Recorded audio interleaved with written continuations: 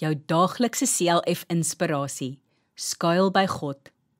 Hy sal sy engele opdrag gee om jou te beskerm waar jy ook al gaan. Psalm 91 vers 11. Ons lewe in 'n wêreld waar daar baie geweld en misdaad is. Daar is siektes en allerlei teëspoed wat ons bang maak. Ons voel onveilig en bekommerd en weet soms nie watter kant toe nie. In Psalm 91 is daar vir ons troos. Dit laat ons veilig en beskermd voel.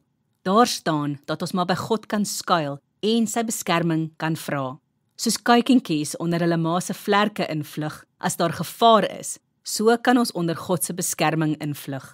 Hy sal ons van alle kante beskerm. God het ons lief. Hy weet wie hom ken en hom aanroep, en hy gee sy engele opdrag om ons te beskerm, selfs al is daar gevare.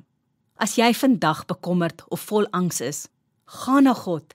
Vertel hom van jou probleme en jou nood. Hy sal hoor en vir jou 'n veilige skuilings gee. Almal wat hul toevlug tot God neem, sal nie teleurgesteld wees nie. Kom ons bid saam. Dierbare Here, dankie dat U altyd daar is waar ek kan skuil. Dankie dat ek U kan vertrou. Amen.